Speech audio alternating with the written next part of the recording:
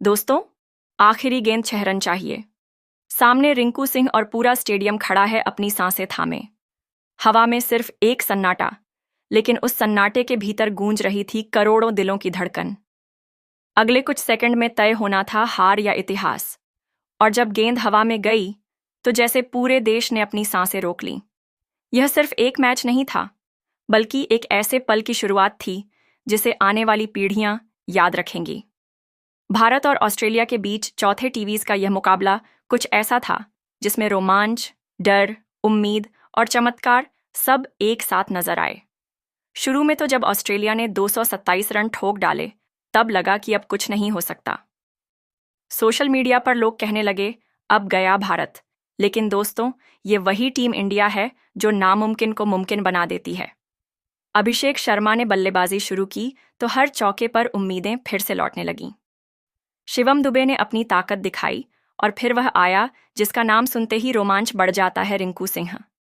मैदान पर उतरा एक ऐसा खिलाड़ी जो हार मानना जानता ही नहीं, और जब आखिरी गेंद आई तो उसने सिर्फ बल्ला नहीं घुमाया, उसने इतिहास लिखा। वह जब बाउंड्री पार गया तो पूरा मैदान डग आउट और हर भारतीय का दिल भारत भारत के नारों से गूंज उठा। उस पल को जिसने देखा, उसने महसूस किया कि क्रिकेट सिर्फ खेल नहीं, एक इमोशन है। ये वो इमोशन है जो हर भारतीय को एक साथ जोड़ देता है। और आज हम उसी जीत की कहानी सुनाने जा रहे हैं। एक ऐसी कहानी जो बताती है कि कैसे 3 युवाओं ने दुनिया को दिखा दिया कि भरोसा, जुनून और हिम्मत साथ हो तो किस्मत भी झुक जाती है। तो दोस्तों, अगर आप भी रिंकू, अभिषेक, शिवम दुबे, तो इस वीडियो को लाइक ज़रूर करें। अपने क्रिकेट लवर दोस्तों के साथ शेयर करें और नीचे कमेंट में बताइए, जब रिंकू सिंह ने वो आखिरी गेंद मारी थी, क्या आपके भी रोंगटे खड़े हो गए थे? क्योंकि आज हम सुनाने जा रहे हैं वह जो सिर्फ जीत की नहीं, टीम इंडिया के जज्बे की गवाही है। दोस्तों, हेरिटेज बैंक स्टेडियम की वो रात, आसमान में हल्की ठंडक थी। स्टेडियम की लाइटें जगमगा रही थीं और चारों तरफ भारतीय झंडे लहरा रहे थे।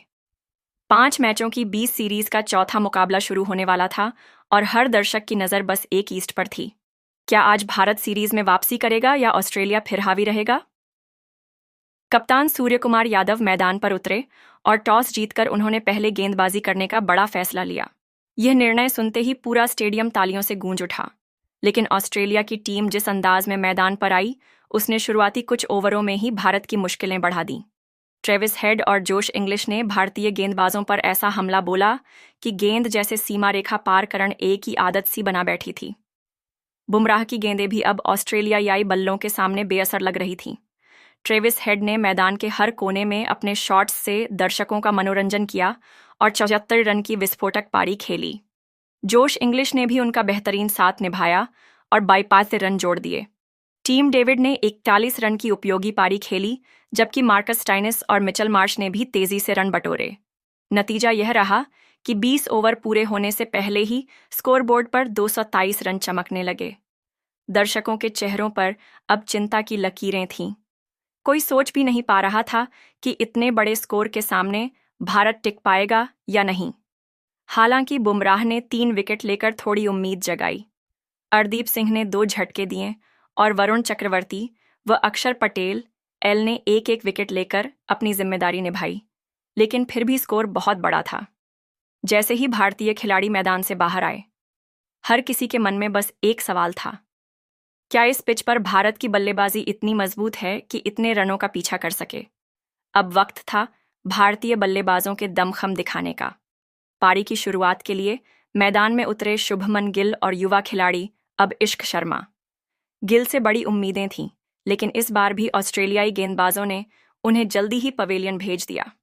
17 रन बनाकर गिल जेवियर बॉटलेट की गेंद पर कैच आउट हो गए।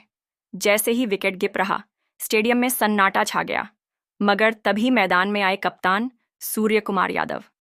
सबको लगा कि अब खेल पलटेगा, लेकिन किस्मत यहां भी बेरहम निकली।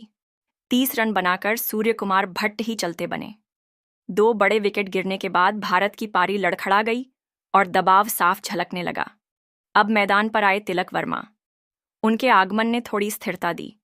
उन्होंने अपने क्लासिक शॉट से स्कोर को आगे बढ़ाया और रन रेट को संभालने की कोशिश की। परंतु जब उन्होंने 40 के पार पहुंचना शुरू किया, तभी एक शानदार गेंद ने उनकी गिल्लियां उड़ा दी।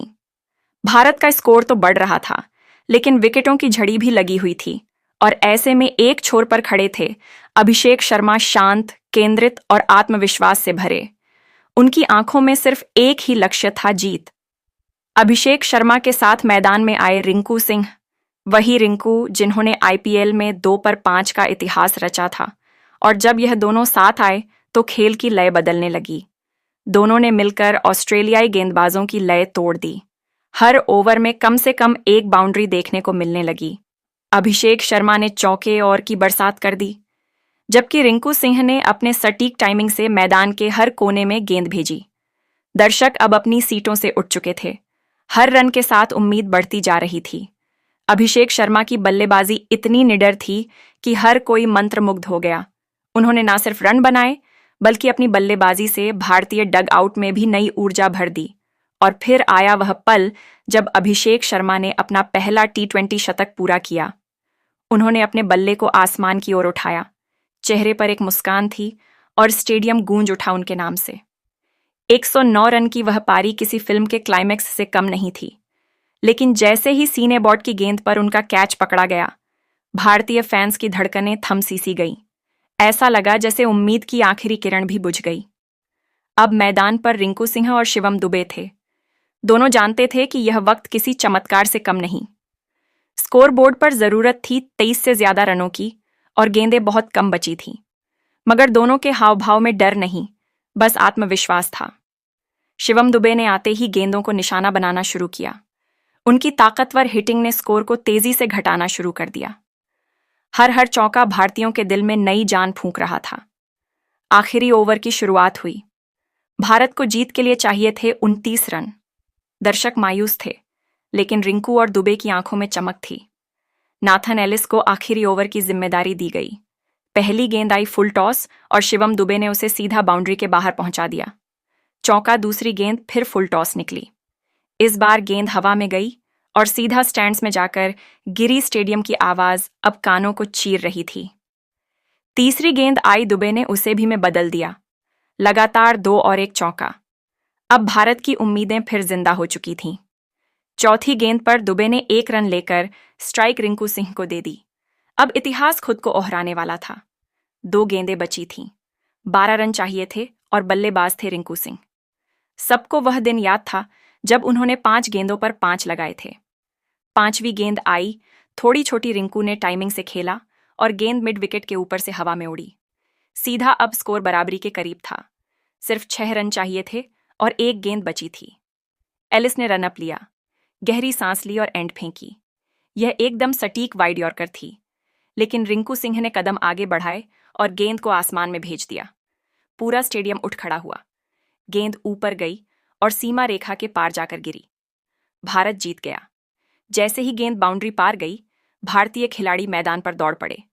रिंकू सिंह के चेहरे पर मुस्कान थी। शिवम दुबे ने उन्हें गले लगा लिया। डग आउट से अभिषेक शर्मा भागते हुए आए।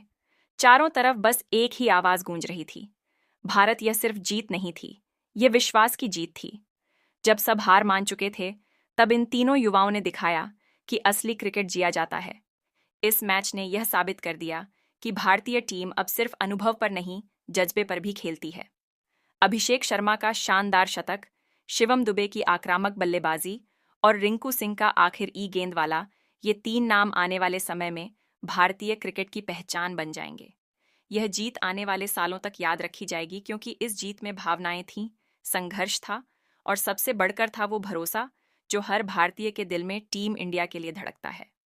दोस्तों, बताइए, जब 227 रन का लक्ष्य हो और आखिरी गेंद पर लगाकर टीम जीत जाए, तो क्या इससे बड़ा रोमांच संभव है? यही तो है भारतीय क्रिकेट का जादू।